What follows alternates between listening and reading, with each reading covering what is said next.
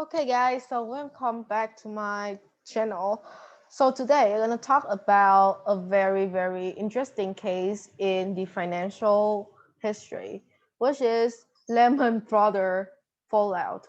So, talking about why the bank failed and caused a major um, financial crisis in 2008, we need to look at how the very of course, like the financial crisis is because of manufacturer. One of it is because of the mortgage-backed security.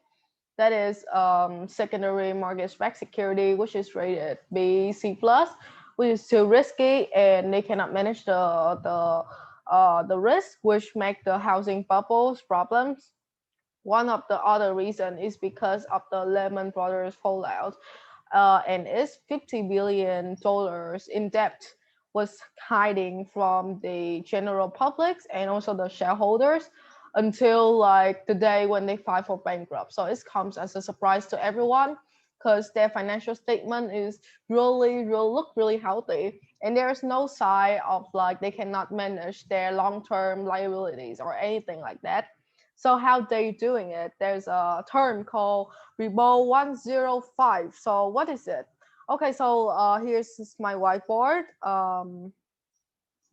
Okay, so first of all, I'm gonna make it as simple as possible. So there is two character, Jim. I'm sorry for my bad handwriting. Jim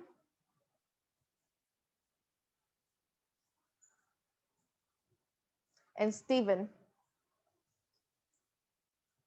and Steve.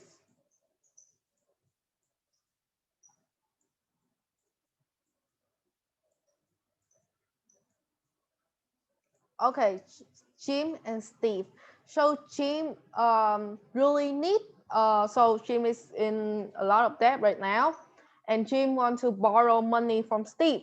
So what Jim is doing is Jim's gonna come to Steve and say, "Hey, I want to borrow $100 from you," and Steve say, "Hmm, but I want to have some kind of collateral for my loan."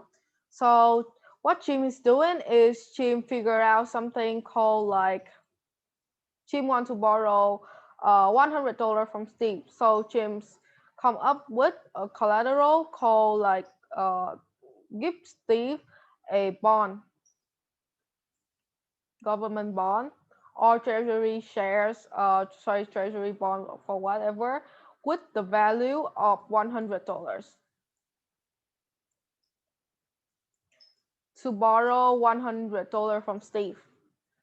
So Steve agreed to the deal and give Jim $100 of cash while I'm sorry for my really bad handwriting, and Steve received $100 bond value. So actually, bond is just a paper that has like the value of that much amount. So with this transaction, it's basically a short-term loan, because in at the end of the day, Jim gonna need to pay Steve back $100 to receive, and then Steve gonna give Jim back the bond that is worth $100. But so basically, you should Jim should record in his credit history as this is a loan. This is just a short-term loan. However, Jim has figured out one of the loophole in the accounting rules, and he says like, if I increase the collateral, Jim say if I increase the collateral to $105, then I don't need to record this as a short-term loan, but just can record this as a long as a sales, like Jim sells bond to Steve and Jim received $100. But this is not true at all, because this is basically just a loan. But Jim figured out a loophole that if Jim gives Steve the collateral of $105, James can record the transactions as a just a sales, because Jim has over collateralized the amount of loan James received from Steve. So Steve be like, well, that's nice because I give him like $100 and he give me up to $105 in collateral. Great, this is even more safe. So Jim's gonna use this $100 of cash to pay back his debtor.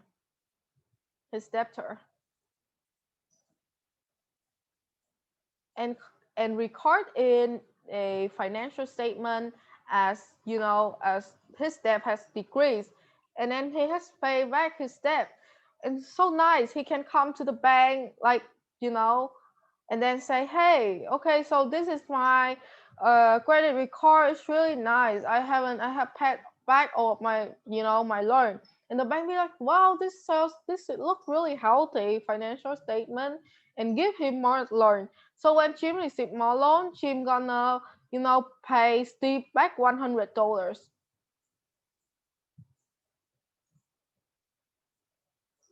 and then receive back the bond. This is the most simple picture of what this case look like. So let's jump in more details. So it is. Please wait for a few minutes. Um,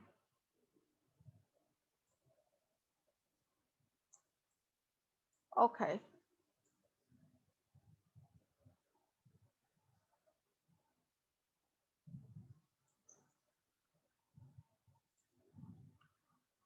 Okay.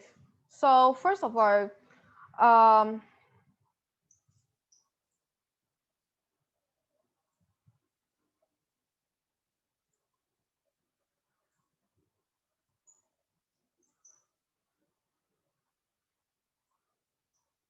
please wait for 1 minute.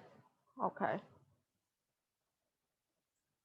Okay. So basically, as you can see here, uh, I'm gonna summarize. First of all, I'm sorry. I'm gonna summarize all the steps that's taken by the Lehman Brothers. So step one.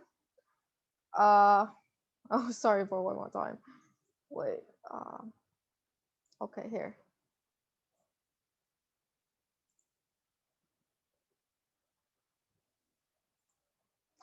Okay, so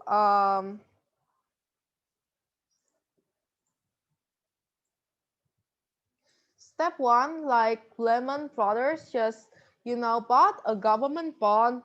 So basically, Jim bought a government bond from another bank using its Lehman Brothers Special Financing Unit in the United States. Just before step two, just before the end of the quarter, which is the reporting quarter, the US unit transferred bond to a London affiliate known as Lehman Brothers International in Europe. Step 3, the London affiliate gave access to counterparty and received cash. So basically, the London affiliate is Jim. Okay, so basically, Jim gave access to his counterparty, which is Steve, and received cash and agreed to buy back the asset, buy back the bond, buy back the asset um, at the beginning of the next quarter at a higher price. So essentially, the asset given were at least 105% of the cash received. So the money received were then used to pay off a large amount of Lehman liabilities, which is to the debtor here. And the reduction of asset and liability now show very healthier quarterly financial statement and the corresponding leverage and other risk ratios. So these healthy ratios were then issued to the regulator, investor, and the general public. So step 6, at the beginning of the quarter and armed with very healthy financial statement, Lehman went to the bank, which is Jim went to the bank and other lending institutions and obtained loan. A few days later, Lehman Brothers would purchase the security, which is bond back, purchase the security back. Lehman asset and liabilities would grow accordingly, and the company leverage would spike back up, and its balance sheet would return to its true inferior position, less the 5% interest paid. So these transactions usually occur for a period of 7 to 10 days around the end of the quarter and created a materially misleading pictures of the firm's financial conditions.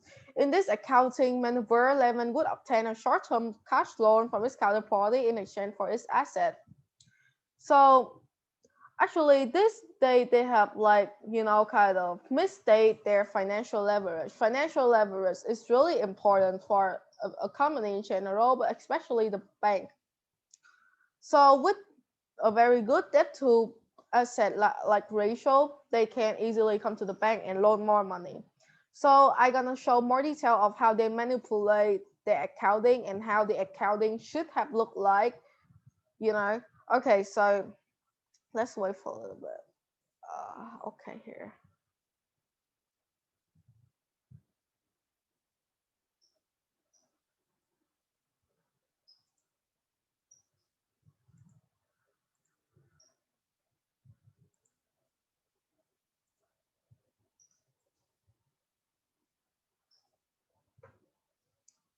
Okay, so basically,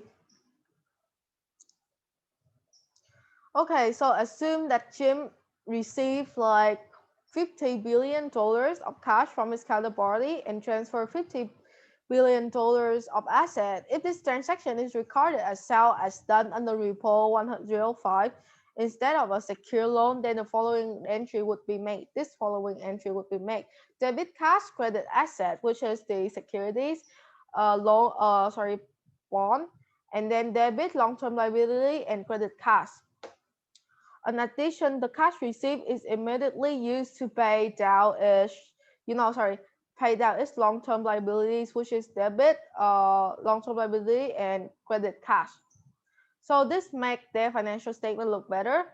But in fact, they should have recorded it just as a sales because they just find a way to the loophole to outlaw it. So if they do it in a more correct way, which is this debit cash and credit short-term not payable, not credit asset, but credit short-term not payable. But so to indicate that they need to still pay back $50 million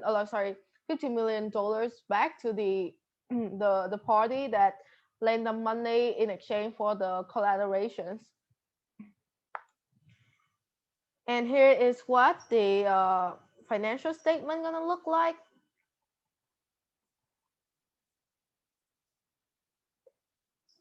Okay, so the column 1 is the one that's not used Repo 105. Column 2 like using Repo 105.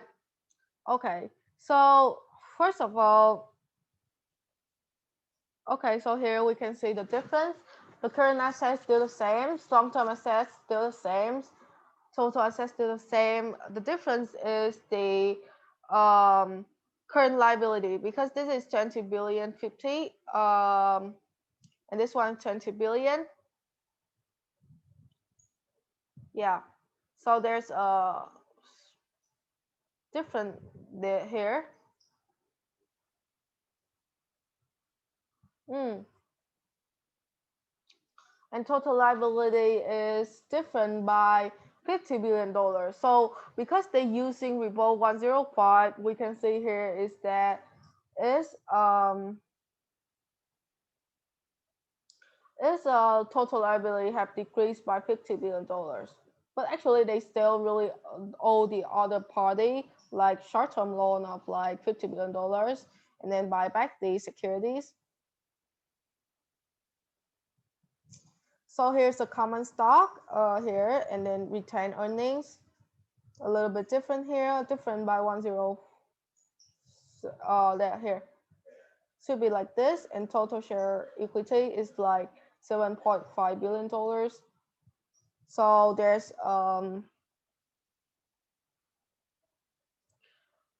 this would reduce the net income by $7.5 billion if they use the not use the Repo 105. Okay.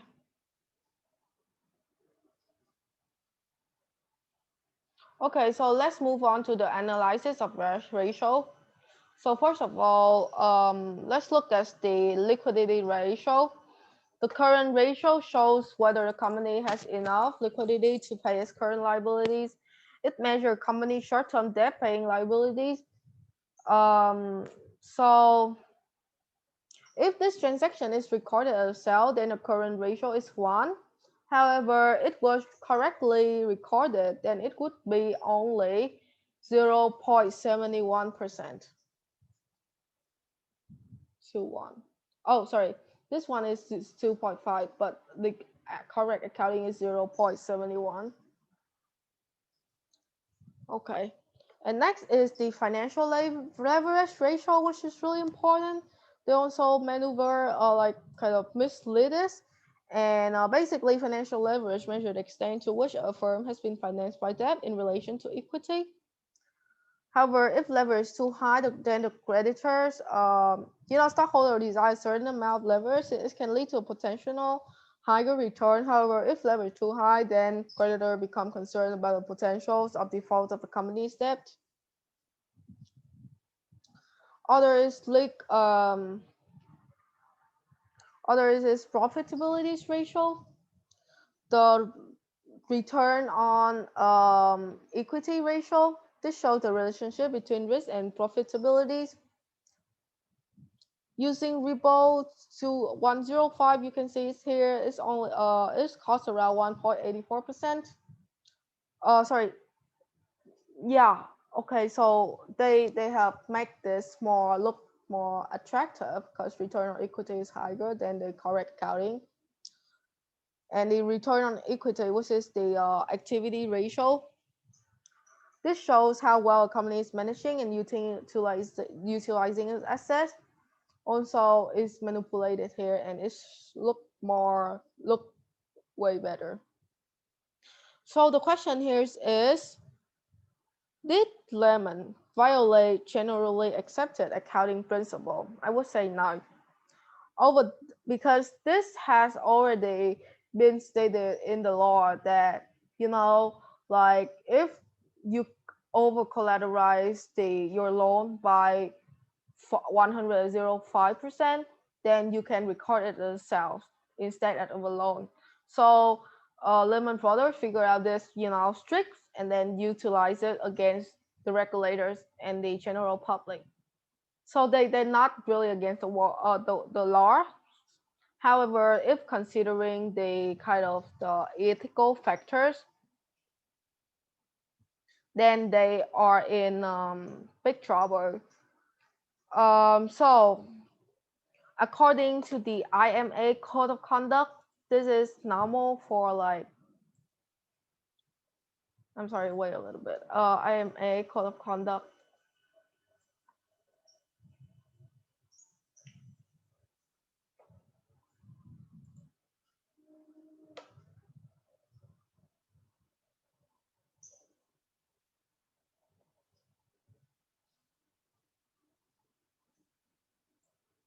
Okay, so the IMA code of conduct.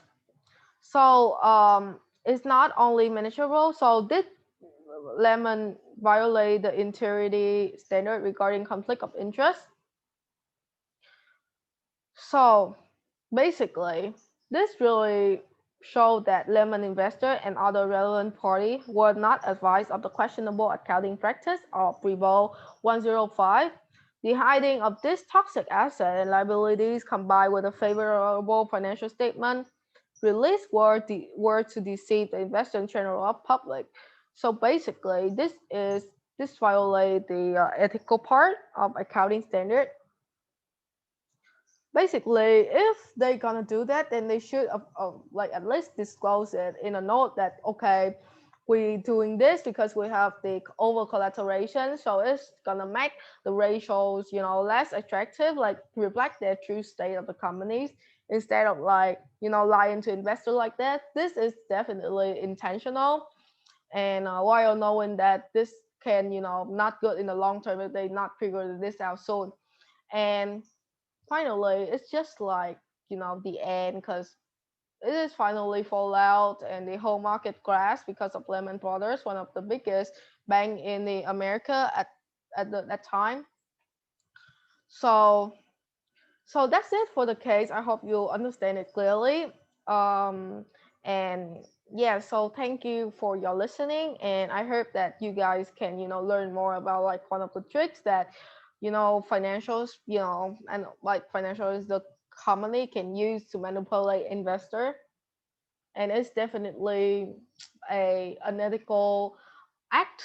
And after like this situation, Fed has applied more, kind of more rules to avoid these kind of loophole where banks utilize it against the old system, and gonna make us a failure in the failure systematic grasp in the long term if this keep happening, because the loan is not just $1 or $2 billion.